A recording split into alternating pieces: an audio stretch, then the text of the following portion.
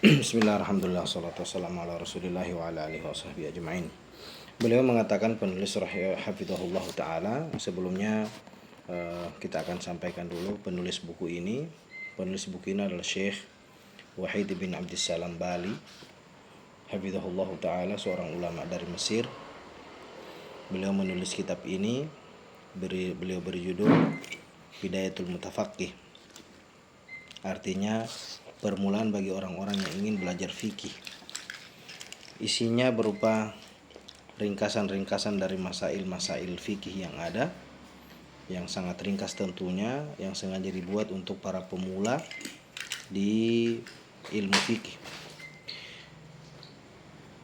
Kemudian di awal buku ini beliau mengatakan kitab Thaharah. Yang dimaksud dengan kitab artinya kumpulan tulisan. Kumpulan tulisan yang dimaksud adalah kumpulan hukum-hukum yang berkaitan dengan subjek yang akan dibahas. Seperti misalnya ada buku yang berjudul Kitab Tauhid. Artinya kumpulan tulisan tentang tauhid. Kitab misalnya Kitab Zuhud misalnya. Kumpulan tulisan tentang perkara-perkara yang berkaitan dengan zuhud. Maka yang beliau maksudkan di sini Kitab Thaharah, yaitu kumpulan tulisan yang membahas tentang taharah. Apa itu taharah? Taharah itu kalau secara bahasa artinya bersuci. Taharah secara bahasa artinya bersuci, membersihkan dari yang kotor, itu taharah secara bahasa. Jadi kalau kita sedang menyapu atau kita sedang mandi, Membersihkan apa? Membersihkan dari sesuatu yang kotor. Secara bahasanya seperti itu. Tapi tentunya yang dimaksud di sini bukan secara bahasa, tapi secara istilah syar'i. Yang dimaksud dengan toharo secara istilah syar'i adalah mengangkat hadas dan menghilangkan najis. Mengangkat hadas dan menghilangkan najis. Itu dua unsur atau dua perkara yang ada dalam toharo. Ya. Jadi apa tadi? Toharo itu apa? Bersuci. Oke, secara istilah Mengangkat hadas dan menghilangkan najis. Mengangkat hadas dan menghilangkan najis. Nah, sekarang harus diketahui dulu apa itu hadas, apa itu najis. Apa perbedaan hadas dengan najis? Baik, secara definisi hadas itu adalah sifat yang ada pada tubuh seseorang. Apa? Toharo atau hadas itu sifat yang ada pada tubuh seseorang yang menghalangi dirinya dari mengerjakan sholat dan ibadah lainnya. Ya. Jadi yang dimaksud dengan hadas itu adalah sifat yang berada dalam tubuh kita, yang mana karena sifat itu seseorang itu tidak bisa sholat, ya, dan juga tidak bisa mengerjakan hal-hal yang semacam dengan sholat. Nanti akan dijelaskan apa maksud. Itu hadas. Ya. Adapun najis itu adalah sesuatu yang dihukumi tidak suci oleh syariat. Sesuatu yang dihukumi tidak suci oleh syariat.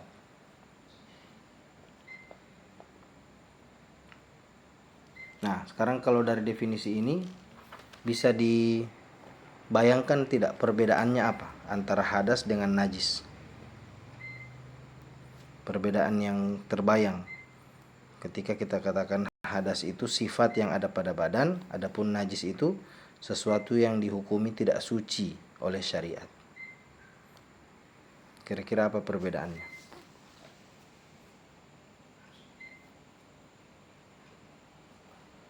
Tidak tahu. Perbedaannya adalah kalau hadas itu sesuatu yang tidak terlihat, karena dia cuma sifat. Hadasnya? Tidak terlihat dia. Tidak bisa orang berhadas itu kita bisa ketahui, oh kamu sedang berhadas. Tidak. Secara zohir, secara nampak dari kelihatan badannya berhadas atau tidak itu tidak ada bedanya, sama saja. Karena dia cuma sifat.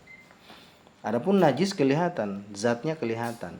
Oh ini najis, ini keluarkan. Gitu. Nah, oleh karena itu definisi toharo itu cuma berputar di dua itu. Kalau tidak mengangkat hadas, maka dia menghilangkan najis. Makanya istilahnya hadas itu bukan dihilangkan tapi diangkat. Ya? Karena dia bukan sesuatu yang kelihatan baru dihilangkan, bukan. Kecuali najis. Najis memang sesuatu yang ada baru kita hilangkan. Nah, apa yang menyebabkan seseorang itu berhadas?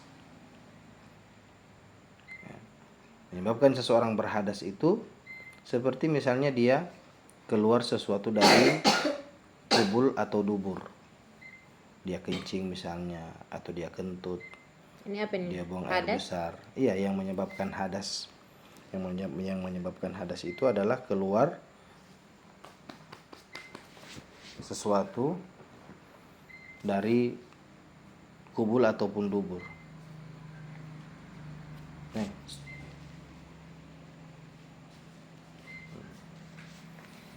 Jadi kalau misalnya sudah keluar sesuatu, dia kencing atau dia apa, ya sudah, itu dia berhadas, dia berhadas, maka tidak sah lagi sholatnya, terhalangi dia sholat, dan terhalangi dari ibadah-ibadah yang mewajibkan toharoh padanya.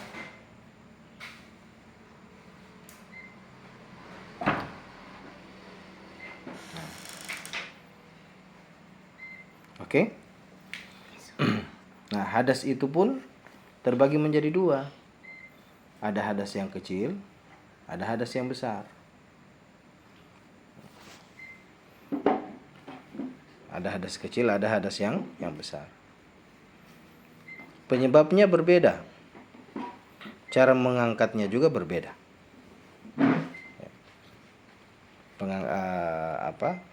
Penyebabnya berbeda, cara mengangkatnya berbeda. Oke, kalau kita bicara penyebab, banyak itu. Tapi kita bicara dulu dari bagaimana cara mengangkat hadas kecil, hadas besar. Kalau hadas kecil diangkat dengan apa?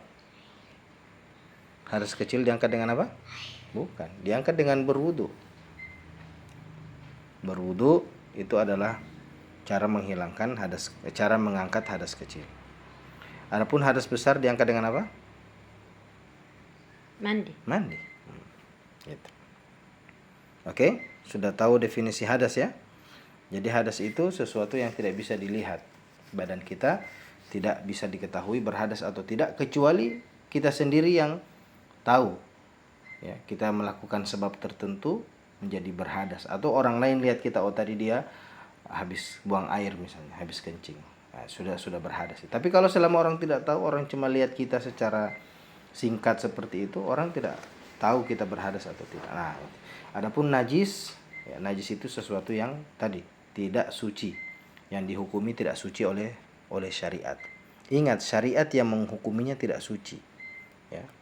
Jadi tidak bisa diganggu gugat ya? Ya, jadi penentuan najis atau tidak itu bukan dari manusia. Bukan dari manusia. Kadang ada sesuatu yang kita anggap itu menjijikkan, tapi bukan najis. Ya, contoh seperti ingus.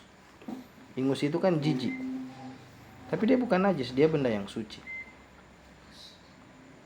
Ada sesuatu yang kita anggap biasa-biasa saja, tapi ternyata dia najis. Ya, contohnya misalnya darah. Darah itu kan ya, sebagian orang tidak jijik memegang darah begitu, biasa-biasa saja, tapi itu najis. Nah, seperti itu. Itu contohnya. Oke, jadi penentuan najis atau tidak itu dilihat dari syariat, bagaimana syariat tentukan dia najis atau tidak. Oke. Itu penjelasan tentang taharah. Nah, kemudian di dalam pembagian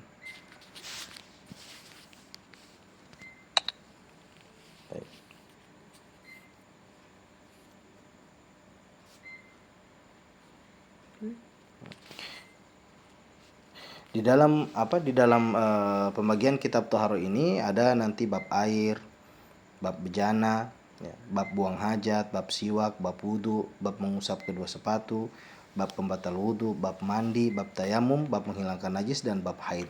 Semua itu perkara-perkara yang berkaitan dengan toharoh. Ingat, toharoh, mengangkat hadas dan apa?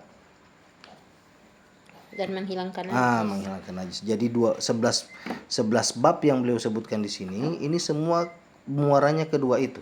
Bagaimana hadas bisa terangkat, bagaimana najis bisa hilang. Oke, sekarang kita masuk pada bab yang pertama, bab air. Silakan dibaca.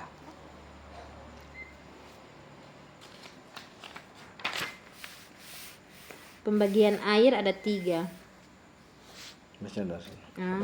Pada bab ini ada satu ketentuan, yaitu pembagian air ada 3, yaitu tahur.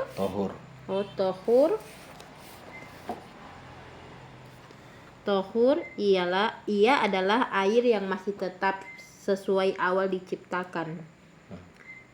Sedangkan tohir ia adalah air yang mencampuri sesuatu yang tercampuri sesuatu yang suci, lantas mengeluarkannya dari penamaan air mutlak. Adapun najis ialah air yang tercampuri benda najis lalu merubah salah satu dari sifat-sifat air. Beliau mengatakan, hafizahullah ta'ala, beliau mengatakan pada bab ini, maksudnya pada bab air ini ada satu ketentuan, yaitu tentang pembagian air. Beliau pada bab ini hanya ingin menyinggung satu poin saja, bahwasanya air itu dibagi 3. Nah, mungkin bertanya-tanya kenapa kitab Toharo diawali dari pembahasan tentang air. Tahu alasannya? Karena itu yang lebih dominan, yang berkaitan dengan toharo secara langsung begitu. Atau lebih tepatnya kita katakan karena air itu adalah alat untuk toharo. Air adalah alat untuk toharo, untuk mengangkat hadas dan untuk menghilangkan najis. Karena air itu adalah alat untuk toharo, alat untuk mengangkat hadas, alat untuk menghilangkan najis, maka penting mengetahui pembagian-pembagian air. Penting untuk mengetahui pembagian-pembagian air. Kenapa penting untuk mengetahui pembagian-pembagian air itu? Jawabannya karena tidak semua air yang ada itu bisa digunakan untuk toharo. Tidak semua air yang ada di atas muka bumi ini bisa mengangkat hadas atau menghilangkan apa? Najis. Tidak semua. Makanya beliau perlu bagi supaya ketika kita gunakan air yang sesuai, maka hadasnya menjadi terangkat atau najisnya menjadi hilang. Beliau katakan pembagian air ada 3. Air itu ada 3. 3 apanya? 3 jenisnya maksudnya. Yang pertama air tohur, yang kedua air tohir, yang ketiga air najis. Nah, sebelum kita masuk ke definisi-definisinya, perlu disampaikan bahwasanya satu-satunya jenis air yang bisa digunakan untuk toharo, satu-satunya jenis air yang bisa digunakan untuk toharo, yaitu untuk mengangkat hadas dan menghilangkan najis, adalah air tohur saja.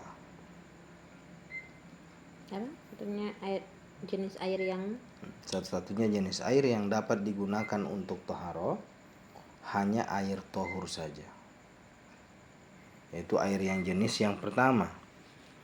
Adapun air tohir, ya, air najis apalagi, itu tidak bisa digunakan sebagai alat untuk toharoh, tapi dia masih air. Makanya perlu dibagi. Sehingga tercapailah tujuan air, yaitu untuk mengangkat hadas dan menghilangkan najis. Kalau tidak dibagi tiga seperti ini, nanti orang-orang akan salah. Mereka pikir semua air bisa mengangkat hadas, menghilangkan najis, ternyata keliru. Tidak semua air Tidak semua air bisa digunakan untuk mengangkat hadas dan menghilangkan najis. Hanya air apa? tohar. Tohur. Air tohur. Oke, setelah tahu itu, sekarang kita ke definisinya. Air tohur itu apa? Nah, tadi beliau sebutkan apa? Air tohur Air yang masih tetap sesuai adalah awal diciptakan. air yang masih tetap sesuai awal diciptakan. Berarti air yang tanpa tercampur apa-apa begitu Iya, betul. Misalnya yang langsung dari keran. Ya. Kalau di bak mandi kan takutnya terkontaminasi dengan Ya, tergantung dilihat. Kalau air di bak mandi masih tetap seperti itu, tidak berubah dari awal air itu diciptakan sifat. Maksudnya awal diciptakan itu maksudnya apa? Maksud dari awal diciptakan itu maksudnya adalah sifat asli air tersebut, sifat aslinya. Jadi kalau air itu memang sifat aslinya jernih, sifat aslinya bening, ya, maka kalau masih seperti itu maka dia masih tohur. Tidak menjamin, tidak harus semua yang ada di tempat tertentu, di bak mandi, di apa itu sudah tidak tohur lagi, tidak. Lihat airnya, kalau masih seperti pada sifat aslinya dan tidak berbau. Iya. Artinya apa? Ketika beliau katakan air tohur itu adalah air yang masih tetap pada sifat aslinya, terkadang kita mendapati sifat air itu juga beda-beda. Sifat asli air itu beda-beda. Ada air yang memang aslinya dia tidak jernih, dia keruh. Itu bukan karena air yang sudah tercampur becek? Tidak. Contoh air keruh, contoh misalnya seperti air di mata air yang memang keruh misalnya. Ini memang keruh, sifat airnya keruh. Ada sifat air yang memang bau. Contoh seperti air belerang yang di pemandian air panas itu kan memang air keluarnya memang sudah bau, bukan karena orang taruh belerang di situ kan, tidak. Bau dan berubah warna. Ada air yang memang sifatnya asin, ada air yang memang sifatnya warnanya biru, warnanya kuning, warnanya macam-macam. Nah, maka di situ dilihat kalau masih pada sifat aslinya, tidak harus dia jernih dan tidak berbau, tidak. Kuncinya adalah masih pada sifat aslinya, maka dia adalah air yang tohur. Sah digunakan untuk mengangkat hadas, sah digunakan untuk menghilangkan najis. Selain air tohur tidak sah toharoh. Oke. Sudah, itu air jenis yang pertama. Air jenis yang kedua adalah air yang tohir. Apa definisinya? Air tohir adalah air yang tercampuri sesuatu yang suci. Sampai di situ dulu. Sampai kalimat itu. Air tohir adalah air yang tercampuri sesuatu yang suci. Oke. Berarti kalau ada benda suci yang masuk ke dalam air, kemungkinan air itu akan menjadi tohir dia. Kemungkinan, karena masih ada kalimat setelahnya toh. Kenapa beliau definisikan itu dengan kalimat ini? Kalimat air tohir itu adalah tercampur dengan sesuatu yang suci. Ingat, yang menjadi pembahasan topiknya adalah yang suci. Berarti kalau yang masuk itu bukan benda yang suci, maka sudah dipastikan bukan air tohir dia. Oke, itu variabel pertama. Variabel selanjutnya, lantas mengeluarkannya dari penamaan air mutlak. Apa maksudnya ini? Nah, air mutlak itu air tohur tadi yang di atas. Dia pakai bahasa yang berbeda di definisi air tohir. Air mutlak itu air yang di atas itu, air mubah, air tohur. Nah, air asli. Ya, air yang asli. Nah, berarti kita dapat definisi kalau ada air kemasukan benda suci baru mengeluarkannya dari sifat aslinya, maka air itu menjadi air tohir. Contoh, sifat asli air bening, tidak berbau. Setelah kemasukan benda suci, akhirnya hilang sifat aslinya, menjadi tidak bening dan menjadi berbau. Contoh seperti apa? Kemasukan air yang kemasukan teh. Teh ini benda suci atau tidak? Benda suci, bisa dimakan toh. Masuk di air. Yang tadinya air itu bening, yang tadinya air itu tidak berbau, ketika kemasukan teh, teh ini benda suci, maka terjadilah perubahan pada air itu sehingga sudah tidak lagi pada sifat aslinya. Nah, makanya beliau katakan di situ, lantas mengeluarkannya dari penamaan air mutlak. Penamaan air mutlak. Jadi yang tadinya namanya cuman air saja, penamaannya cuman air, ketika kemasukan teh berubah menjadi warna teh, maka sudah bukan air lagi namanya. Namanya sudah bukan air tapi teh. Air kemasukan kopi bukan lagi air lagi namanya. Sudah jadi apa? Sudah jadi kopi. Nah, itu maksudnya. Air jenis ini tidak bisa mengangkat hadas, tidak bisa juga menghilangkan najis. Baik, apakah masih bisa digunakan? Bisa. Digunakan untuk apa? Mandi Digunakan biasa ya. Mau mandi pakai air teh? Siapa tahu kok cuma itu yang ada. Bisa digunakan, boleh mandi asal bukan niat toharoh, bukan niat untuk mengangkat hadas. Jadi air tohir boleh digunakan pada selain untuk toharoh, misalnya untuk diminum, misalnya untuk apa ya tadi, kalau misalnya tehnya 1 galon mau kasih daripada buang mending pakai mandi, boleh seperti itu. Asal jangan untuk toharoh karena dia tidak bisa mengangkat hadas, tidak bisa menghilangkan najis dia. Gitu. Jadi sisi tohurnya air hilang pada air tohir itu. Oke. Nah, itu jenis yang kedua. Jenis yang ketiga, air najis. Air najis. Nah, perhatikan. Definisinya diperhatikan. Nanti akan ketemu bedanya dengan yang di atas. Air najis, beliau katakan, hafizahullah ta'ala, ia adalah air yang tercampuri benda najis. Berbeda dengan tohir di atas. Ya. Kalau tohir di atas tercampuri dengan benda suci. Tetapi persamaan air tohir dan air najis sama-sama tidak bisa digunakan untuk toharoh. Ya, itu sudah tadi. Nah, dari definisi itu sama-sama tercampuri. Sama-sama tercampuri. Cuman bedanya kalau tohir yang mencampurinya adalah benda suci, kalau najis yang mencampurinya adalah benda najis. Oke? Setelah dia tercampuri benda najis, lalu merubah salah satu dari sifat-sifat air. Berubah salah satu dari sifat-sifat air. Apa saja sifat air itu? Ada 3.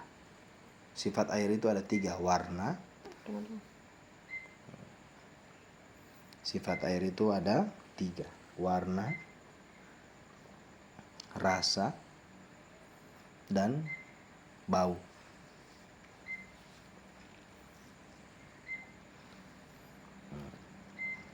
Masuk benda najis pada air, berubah salah satu dari 3 sifat itu, maka air itu menjadi air yang najis. Bisa digunakan untuk toharoh? Tidak. Bisa digunakan untuk selain toharoh? Bisa, misalnya mandi. Mandi pakai air najis? Tidak. Tidak bisa. Maka di sini dapat perbedaan. Karena sudah dari awal najis. Iya, oke. Jadi perbedaannya dengan air tohur. Air najis itu bedanya, kalau air tohur mengangkat hadas, menghilangkan najis, air najis tidak bisa mengangkat hadas, tidak bisa menghilangkan najis. Sekarang perbedaan antara air najis dengan air tohur, lihat saja. Air tohur dengan air najis, air untuk dipakai toharo, tohur bisa untuk toharo, najis tidak bisa. Perbedaan tohir dengan najis, tohir tidak Air yang suci. dari segi fungsi dulu. Ulangi, tohur dengan najis, tohur bisa dipakai toharo, najis tidak bisa dipakai sama sekali untuk toharo dan selainnya. Dari jenis apa ini fungsi? Iya, tohir, air tohir tidak bisa dipakai toharo, tapi masih bisa dipakai untuk yang lain. Perhatikan dulu ini. Saya mau klasifikasi dulu dari yang paling tinggi, sedang, dengan rendah. Tohur bisa dipakai toharo, bisa dipakai yang lain. Bisa untuk minum, bisa untuk dan lain-lain. Tohir sudah tidak bisa dipakai toharo, tapi masih bisa dipakai lain, minum, mandi, segala macam. Najis tidak bisa dipakai sama sekali. Mau dia toharo, mau dia untuk selain toharo, tidak bisa dipakai. Oke? Nah, setelah mengetahui tiga ini, maka diketahui bahasanya yang boleh mengangkat hadas, yang boleh menghilangkan najis hanya air tohur saja. Air tohir tidak sah. Biar satu loyang mau pakai untuk mau bau wudu, tapi pakai air tohir tetap tidak sah wudunya. Apalagi air najis. Lanjut. Catatan A. Tentang air 2 kullah. Kira-kira 200 kg air atau 200 liter. Jika najis jatuh pada air yang lebih dari 200 liter, apabila air itu berubah karenanya, maka hukumnya najis berdasarkan kesepakatan ulama atau ijma. Demikian pula jika tidak berubah, maka suci berdasarkan kesepakatan. Jika di bawah itu sekiranya kesepakatan jika di bawah itu tidak kesepakatan titik. Berdasarkan kesepakatan titik baru jika di bawah itu sekiranya berubah, maka hukum najis menurut ijma.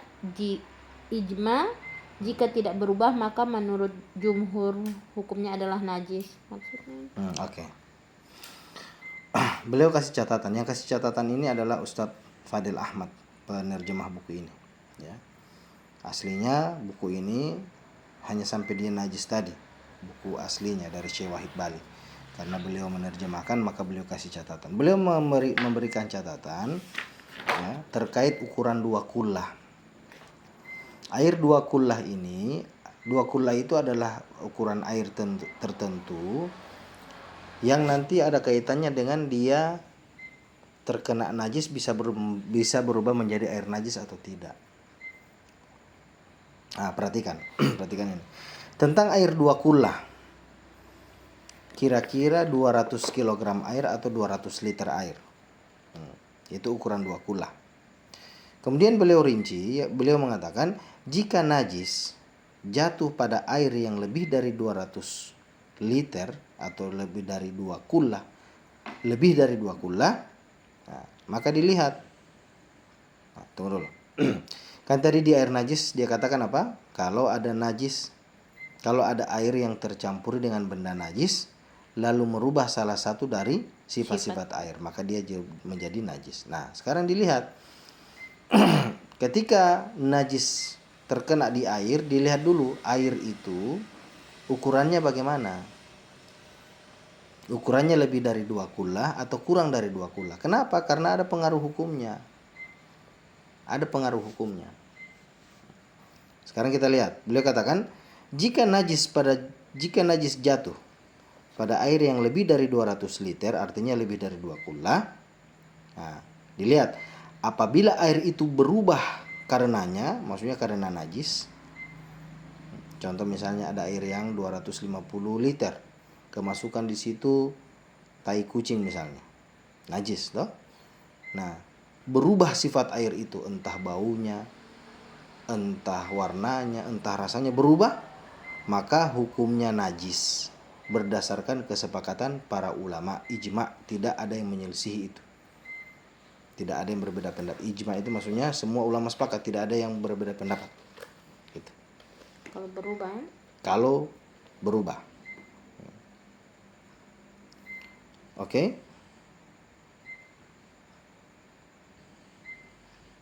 Nah, Jika tidak berubah, kemudian ini kata-kata demikian pula ini kurang pas ini ya. Kurang pas. Demikian pula itu harusnya tidak ada di situ, karena kalau demikian pula itu menyamakan dengan kalimat sebelumnya, padahal beliau ingin menjelaskan kalimat setelahnya ini kalimat langsung harusnya jika hal yang berbeda. berubah. Harusnya jika tidak berubah, artinya air yang 200 liter lebih itu jika tidak berubah karena kemasukan najis, maka suci berdasarkan kesepakatan. Suci berdasarkan kesepakatan para ulama. Tidak ada hilaf di situ. Oke, sudah dapat kondisi pertama. Kalau air itu kalau air itu lebih dari 2 kullah kemasukan najis, taruhlah ya. nah, Kemudian kemudian kemasukan najis, maka dilihat kalau air itu berubah, maka dia hukumnya air najis. Berubah dari 3 sifat itu ya? Salah satu dari tiga salah sifat. satu. Salah satu dari 3 sifat itu. Nah, kalau dia tidak berubah, meskipun itu najis sudah masuk di situ, ya, tapi dilihat airnya tetap di sifat yang asli, sifat awal, tidak berbau, tidak berwarna dan tidak berasa, maka suci. Hukumnya tetap tohur. Bisa dipakai bersuci, bisa juga dipakai untuk selain bersuci. Gitu. Nah, oke, kondisi pertama itu kalau lebih dari 2 kullah. Bagaimana kalau kurang dari 2 kullah? Nah, maka beliau katakan jika di bawah itu, artinya jika di bawah 2 kullah, ya. Nah, kondisinya bagaimana? Sekiranya berubah, maka hukumnya najis menurut ijma, berarti sama dengan yang lebih dari 2 kullah. Nah, yang berbeda ini nanti yang selanjutnya. Beliau katakan jika tidak berubah, maka menurut jumhurnya adalah najis, tetap najis dia. Karena tetap kurang dari 200. Iya. 2 pula itu. Jadi Mau berubah dan tidak tetap najis. betul. Jadi air kurang dari 2 kullah, kemasukan benda najis berubah atau tidak tetap jadi air najis. Tapi kalau dia lebih dari 2 kullah, dilihat dulu dia najis kalau berubah. Kalau orang tidak bisa prediksi itu satu loyang itu dia 2 kullah atau tidak. 200 liter satu loyang, bukan 200 liter. Apa lebih? Kurang. Kurang. Cuma satu loyang. Satu loyang yang bagaimana dulu? Loyang-loyang yang biasa Yang kan orang punya tidak ada kurang. loyang raksasa kan. Terkecuali kalau rupa satu ember di belakang itu 200 kullah, Kecil 2 kullah itu, kecil ember sekali. olo itu. Iya, kecil itu. 2 kullah itu mungkin 4 kali bak mandi. 4 kali bak mandi itu 2 kullah itu. Oke? Nah, sudah ya, pembagian air sudah. Jadi air itu ada 3. Yang pertama tohur, kemudian yang kedua air tohir, yang ketiga air najis. Yang mana yang bisa suci mensucikan? Air tohur. Nah, bisa dipakai bersuci, bisa juga dipakai untuk yang Yang lain. Nah, kemudian Kalau air yang air kedua, tohir, cuma bisa dipakai untuk yang lain, tidak bisa dipakai untuk bersuci. oke, kalau air najis Tidak bisa digunakan untuk kedua-duanya. untuk keduanya. Nah, bagaimana kalau air yang kurang dari 2 kullah kemasukan najis? Sepakat jumhur ulama tidak bisa digunakan. Berubah atau tidak berubah? Berubah ataupun tidak berubah. Kalau lebih dari 2 kullah? Dilihat dari perubahannya. Kalau berubah berarti najis. Najis. Kalau tidak berubah berarti Tidak najis. Jadi masih bisa digunakan. Makanya air laut itu tetap suci dia. Mau di Air situ kuala Allah ya. namanya air yang lebih dari 2 kullah, Bebas. biarpun di situ sudah ada ya, kecuali memang Pas orang di samping zat pas orang najisnya, bau juga ada orang buang memang air. zat najisnya di situ ada ya jangan. Tapi kalau misalnya zat najisnya ada di dalam, kemudian air itu banyak dan tidak berubah, maka air yang kita ciduk itu dia suci. Demikian. Jadi kalau misalnya orang pas kuala, orang bau duduk di sebelah kanan, ternyata ada orang buang air sebelah kiri, tetap masih bisa ya kan, orang yang lebih dekat dari DP mata air. Tidak, maksudnya DP kotoran tidak jatuh pada orang bau duduk, Iya, cuma betul. orang kan yang Makanya bau duduk mengaliri air ke sana kalau. Makanya nanti ada pembahasannya juga, itu tidak boleh buang air di air yang mengalir, itu tidak boleh. buang air kecil, air besar di air yang mengalir itu tidak boleh. Di air yang mengalir. Tidak boleh. Air yang menggenang juga tidak boleh. Iyalah, lebih baik kalau air yang badiam. Mengalir saja tidak boleh, apalagi yang menggenang. Bolehnya di mana? Bolehnya di tanah. Digali itu tanah, dibuat lubang, di situ buang air. Orang-orang zaman dulu kan begitu. Oke, bab air sudah ya. Lanjut. 2 bab saja. Nanti kurang Bab bejana sekarang. terlalu ini. Bingung. Bab bejana sekarang. Bab bejana.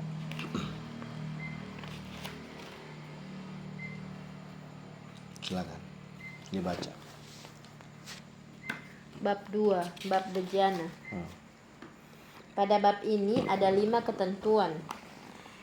Ketentuan yang pertama yaitu dibolehkan menggunakan semua jenis bejana atau wadah kecuali yang terbuat dari emas dan perak. Sama dengan kayak makan ini ya. Ketentuan kedua, bejana orang-orang kafir statusnya hukumnya suci selama tidak diketahui mereka menggunakannya untuk mewadahi benda yang najis. Ketentuan ketiga, tulang bangkai, tanduk, kukunya, hafir atau kuku binatang jenis kuda, sapi dan sebangsanya, syarnya atau dalam kurung bulu binatang jenis kambing dan sapi, sufnya bulu binatang jenis domba dan rishnya bulu binatang jenis burung, hukumnya suci. Ketentuan keempat yaitu semua kulit bangkai menjadi suci dengan cara disamak kecuali kulit anjing dan babi. Ketentuan kelima, disunahkan menutup bejana, mengikat tempat minum, menutup pintu dan menyebutkan nama Allah saat melakukannya. Baik. Kemudian beliau hafizahullah ta'ala mengatakan bab yang kedua adalah bab tentang bejana. Nah, mungkin bertanya-tanya kenapa bab kedua ini bab bejana? Tentang bejana. Karena apa? Bejana adalah tempat menyimpan air. Yang dimaksud bejana ini tidak harus bejana gentong, bejana yang zaman dulu, tidak. Semua wadah penyimpanan air masuk di sini. Ya benar, bejana maksudnya. Gelas, botol. Nah, kalau orang-orang zaman dulu itu mereka pakai botol dari kulit. Atau dorang pakai besi, logam. Ya, sebagian ada yang pakai emas, perak. Ya, seperti orang-orang di kekaisaran Romawi zaman dulu, ya, kerajaan-kerajaan Kristen itu istana mereka itu semuanya emas perak itu. Nah, maka ketentuan tentang bejana itu dicantumkan dalam bab 2. Beliau hafizahullah ta'ala mengatakan bab bejana. Pada bab ini ada 5 ketentuan. Yang pertama, dibolehkan menggunakan semua jenis bejana atau wadah.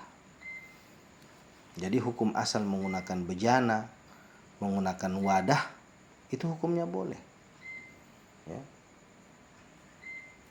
Baik itu bejana atau wadah yang harganya mahal maupun yang harganya murah, boleh. Tidak ada larangan di situ. Tempat kita menyimpan air, tempat kita makan dan minum, boleh. Kemudian beliau kecuali ada yang kecuali tidak boleh dipakai. Yang terbuat dari emas dan perak. Terbuat dari emas dan perak. Berarti ya, bahan pembuatannya itu dari emas atau dari perak.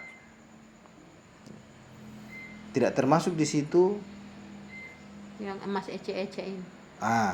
Tidak termasuk di situ warna emas, warna yang bukan dari, kalau warna yang dihasilkan dari emas asli ya tidak boleh karena tercampur di situ kan.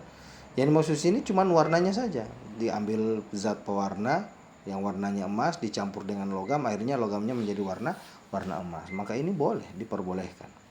Karena bukan hakikat emas atau bukan hakikat perak.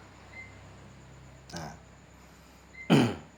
yang dimaksud dengan bolehnya menggunakan di sini ya boleh secara mutlak, artinya boleh dibeli, boleh dibuat, ya, boleh digunakan untuk minum, boleh juga digunakan untuk sebagai tempat air untuk bersuci. Secara mutlak semuanya boleh seperti itu. Kecuali yang terbuat dari emas dan perak.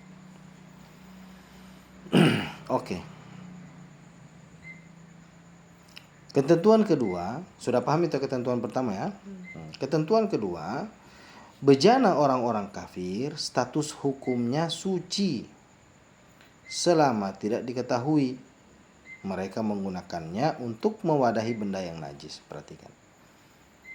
Ini beliau sampaikan masail bagaimana status hukumnya bejana atau wadah atau piring atau botol tempat menyimpan air yang dimiliki oleh orang kafir. Hukum asalnya adalah suci, sama seperti bejana pada umumnya. Tapi ingat, ada pengecualiannya. Beliau katakan selama tidak diketahui mereka gunakan itu untuk mewadahi benda najis. Berarti hukum asal wadah atau bejananya orang kafir itu suci, bisa kita gunakan, bisa kita pinjam, bisa kita pakai untuk mewadahi air kita. Tapi ingat, ada ketentuannya. Apa ketentuannya? Selama tidak kita ketahui itu dia pakai untuk benda yang haram, benda yang najis. Berarti dipahami dari hal tersebut, kalau kita tahu itu dia pakai untuk mewadahi benda najis, maka sudah tidak boleh lagi. Kita tahu ini harus kita lihat langsung atau bisa hanya dari dengar-dengar kata orang misalnya? Ya, tahu itu bisa lihat langsung, bisa dengar kabar. Iya. Prasangkaan kuat itu sudah cukup. Prasangkaan kuat kita itu sudah cukup. Sudah cukup untuk dikatakan sebagai kita tahu. Yang tidak masuk tahu itu adalah ragu. Dia pakai atau tidak ya. Nah, itu termasuk ragu itu. Kadar yakin dengan ragunya itu 50%. Iya, pakai di sini ini misalnya orang Nasrani biasa kan jaga bab 1 kan. Baru namanya dorang kalau masak bab 1 dorang pakai makan, dorang pakai alat makan dan alat makan misalnya. Tapi dorang misalnya DP berikut dorang masalah lain begitu dong. Tapi tuh tampen dorang merencana makan sepatora itu makanan yang dorang dah masak yang bukan bab 1. Dorang menggunakan alat piring yang ada pada dorang toh, alat piring-piring. Tapi kan sudah cuci. Ketika dorang antar makanan 4 orang tetap ini itu Itu sudah cuci. Iya, berarti sudah cuci. Jadi sudah berarti. Iya, tidak kan maksudnya selama ini orang itu cuma jaga dalam keseharian toran-toran itu selalu orang antar kamar makan jatah tanpa ini biasa dengan Jawa itu akan satu domba masakan. Makanya di sini dia bilang ini kalau tidak tahu, bukan kalau tahu, bukan.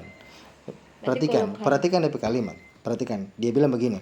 Bejana orang-orang kafir status hukumnya suci selama tidak tahu mereka gunakan itu untuk wadah yang najis. DP kalimat bukan bejana orang-orang kafir status hukumnya suci selama kita tahu mereka tidak gunakan untuk najis. Bukan begitu. Paham? Tapi dia punya ketentuan kalau kita tidak tahu berarti hukumnya mubah. Boleh. Kalau kita tidak tahu. Nah, jadi kita itu tidak dibebankan untuk cari-cari tahu. Begitu. Bukan dibebankan untuk cari-cari tahu, bukan. Makanya bentuk kalimatnya bukan kalau kita tahu dia tidak gunakan untuk najis. Bukan seperti itu kalimatnya, tapi kalau kita tidak tahu dia gunakan untuk najis. Gitu. Oke? Nah, ini status hukumnya, ada rincian-rincian di situ, cuman kita tidak sebutkan. Ketentuan yang ketiga tentang bejana ini, tulang bangkai, tanduknya, kukunya, hafirnya, sya'arnya, sufnya, dengan risnya hukumnya suci. Mungkin bertanya-tanya apa kaitannya ini? Ada bicara wadah, toharut, tiba-tiba bilang tulang bangkai, tanduk. Nah, jadi di zaman dulu orang itu menyimpan air itu di wadah yang terbuat dari kulit hewan. Gitu. Kebakaran ini. Di zaman dulu itu orang pakai wadah yang terbuat dari kulit untuk menyimpan air. Nah, kulit hewan itu bisa jadi dia suci, bisa jadi dia tidak suci. Apa yang menyebabkan dia suci? Kalau hewan itu memang hewan yang boleh dimakan dan disembelih dengan cara syar'i. Itu yang membuat kulit hewan itu menjadi suci. Suci dalam artian boleh dimakan, boleh digunakan untuk jadi tempat air, boleh jadi pakaian, boleh jadi sepatu.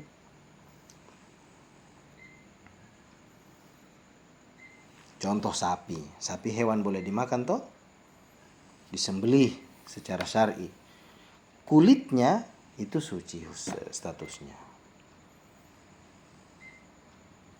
Nah, kalau misalnya ada sapi mati tidak dengan cara disembelih, mati tidak cara disembelih, berarti sapi ini statusnya apa?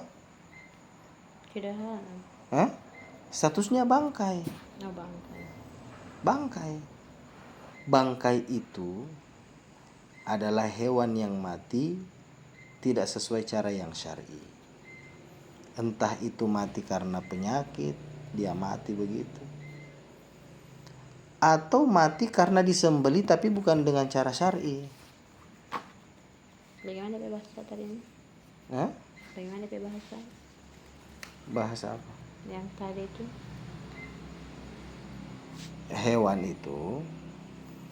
Hewan kalau dia mati statusnya dua, bangkai atau tidak bangkai atau suci. Kapan dia jadi bangkai? Yang pertama kalau mati. Kapan dia jadi bangkai? Kalau dia mati tidak dengan cara yang syar'i, tidak disembelih dengan cara yang syar'i. Contoh yang tidak disembelih dengan cara yang syar'i apa? Contoh seperti dia mati penyakit begitu, tiba-tiba besok paginya dilihat sudah mati ini saat itu jadi bangkai itu. Atau disembelih tapi tidak syar'i penyembelihannya. Misalnya disembelih untuk sesajen, ya, disembelih untuk apa? Untuk pengorbanan dewa laut, itu kan tidak syar'i juga. Sama-sama disembelih tapi tidak syar'i. Nah, itu juga jadi bangkai juga itu. Nah, beliau katakan di sini tulang bangkai. Nah, jadi begini, kenapa beliau sebutkan ini? Jadi dari satu hewan, ya. Kalau hewan yang mati itu suci, yang mati karena penyembelihan yang syar'i, maka semua yang ada di hewan itu juga suci. Bisa dimakan, bisa dipakai untuk hal-hal suci lainnya. Gitu. Tapi kalau hewan itu mati tidak dengan cara syar'i, artinya dia mati sebagai bangkai, maka beliau taruh di sini tulang bangkai. Nah, ini beliau sebutkan yang suci-suci. Jadi jadi tidak semua dalam bangkai itu najis. Tidak semuanya najis, ada yang sucinya. Yang pertama apa? Tulang bangkai. DP tulang, tanduknya, kukunya. Nah, kuku di sini ada yang hafir, ya. Kuku itu kan di hewan-hewan itu ada berbagai macam modelnya. Ada seperti kuku harimau. Kuku harimau itu kan dia sama seperti tulangnya kuku torang ini, zatnya. Kuku harimau, baru kuku elang, kuku kucing itu kan sama semua toh, kuku anjing, cuman orang punya tajam dan tebal. Ada yang jenis kuku yang seperti kuku kuda dengan kuku sapi. Hewan yang disembelih apa? Bangkai ini bangkai. Bangkai hewan ya. Ada kuku kuda. Kuku kuda itu dorang pe kaki semua itu kan dorang pe kuku kan itu. Sapi juga begitu, dorang pe kaki itu dorang punya kuku begitu. Itu namanya hafir. Nah, ada sya'ar. Sya'ar itu kuku pada hewan seperti sapi, seperti kambing yang dia punya kuku tipis-tipis itu. Itu sya'ar. Ada yang namanya suf. Suf itu kuku kuku lagi. Astagfirullah, udah banyak kuku bulu. Astagfirullahaladzim. Hafir itu sya'ar itu bulu. Bulu kambing dengan bulu sapi, halus-halus itu tidak tipis sekali. Ada yang namanya suf. Suf itu bulu yang tebal seperti bulu domba. Ada yang namanya rish. Rish itu kuku kuku lagi. Bulu. Dapat cuma kuku terus bulu domba tadi. Suf itu bulu domba. Kemudian ada yang rish. Rish itu bulu ayam, bulu burung. Nah, gitu. Semua itu hukumnya suci. Mana? Apa? Yang pertama tulang. Tunggu, tertentu. Kan sini. Yang suci. Tulang bangkai itu suci. DP tanduk itu suci. DP kuku, baik itu kuku yang jenis kuku elang, kuku hewan kuku kucing atau kuku sapi dengan kuku kuda. Tulang bangkai, tanduk, kuku. Kemudian ada bulu. Bulu. Bulu seperti bulu kambing, bulu Sapi. Baru ada juga bulu tapi sifatnya bulu domba, suf namanya. Bulu juga tapi DP jenis beda. Suf. Baru yang ketiga, yang selanjutnya bulu tapi bulu rish ya, bulu pada burung, bulu ayam, bulu bebek begitu. Kan bulu yang dipakai untuk kok itu bulu tangkis kan begitu. Nah, semuanya itu suci. Meskipun dia bangkai. Beliau sebutkan ini benda-benda yang suci pada bangkai ini, beliau ingin mengecualikan kulit. Karena yang biasa dipakai untuk menjadi tempat wadah air itu kan kulit. Tidak mungkin DP kuku, tidak mungkin DP tulang. Kulit yang dia pakai gitu. Kulit yang tidak boleh dipakai. Jadi beliau katakan kulit bangkai itu tidak boleh dipakai. Jangan dipakai kulit bangkai untuk menjadi wadah air, jangan. Bangkai itu yang boleh dipakai itu untuk benda, untuk yang lain-lain itu cuman tulang, kemudian kuku, bulu, baru tanduk. Itu dia. Oke? Nah, ketentuan keempat. Setelah tidak boleh digunakan untuk ini. Semua tidak boleh digunakan bangkai. DP kulit. Tidak boleh semua. Tidak boleh digunakan untuk apa? Semua, mau makan, mau simpankan air tidak boleh. Semua secara mutlak itu tidak boleh sama sekali. Najis itu tidak boleh sama sekali. Sama dengan tadi benda najis tadi. Oke. Sekarang ketentuan keempat. Sudah tahu di ketentuan ketiga beliau ingin mengecualikan kulit. Kulit itu kan kulit bangkai najis. Nah, ketentuan keempat beliau katakan seperti ini. Semua kulit bangkai, sekarang beliau sebut yang beliau ingin sindir tadi itu. Semua kulit bangkai menjadi suci dengan cara disamak. Menjadi suci dengan cara disamak. Contoh seperti sapi tadi. Sapi mati penyakit. Berarti jadi bangkai itu. Kulitnya najis toh?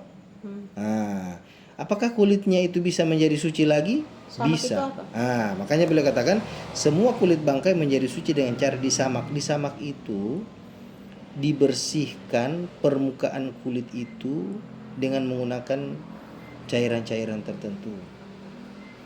Kalau zaman dulu begitu, orang kasih pakai cairan, orang gosok, dikasih rendam berhari-hari sampai tak keluar itu orang bersihkan permukaan kulit dengan menggunakan cairan-cairan tertentu. Ya.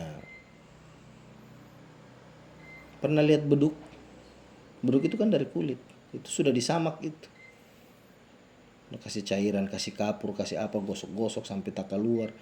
kadang dorang jemur, baru kadang direndam lagi di cairan tertentu sampai hilang dia punya bagian bawah. Kan kulit itu kan ada DP daging-daging di bawah tuh, itu yang dorang kasih hilangin begitu. Apakah semua kulit bangkai? Tidak, kecuali kulit anjing dan babi. Anjing dan babi najis mughalladh, najis yang berat.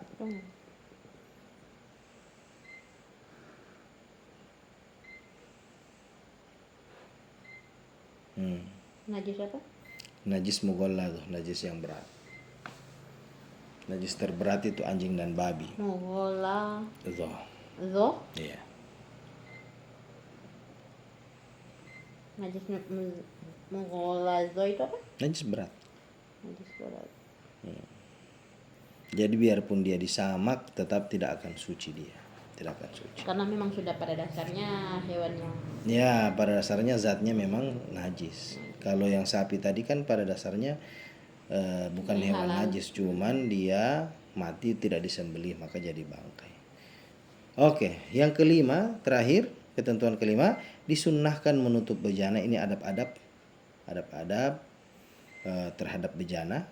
Disunnahkan tutup itu bejana, ikat tempat minum. Kalau dulu botol dari kulit itu caranya diikat kalau mau ditutup, diikat. Gitu. Sekarang kan pakai penutup botol praktis itu. Kalau dulu diikat. Nah, disunnahkan untuk diikat. Menutup pintu sunnah juga dan menyebut nama Allah saat melakukannya. Ini terutama adab-adab sebelum tidur.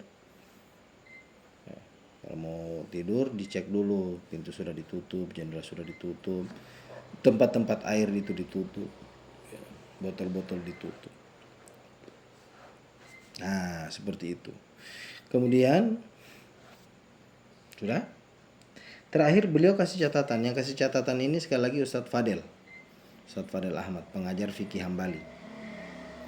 Nah, beliau katakan di situ beliau sampaikan pendapat mazhab, maksudnya pendapat mazhab Hambali, kulit bangkai tidak bisa disucikan walaupun dengan cara disamak. Ada perbedaan pendapat di situ pada ketentuan yang keempat berarti. Ketentuan keempat. Kalau penulis asli Syekh Wahid Bali, pendapatnya beliau adalah semua kulit bangkai bisa disamak, bisa suci karena dengan cara disamak kecuali anjing dan babi.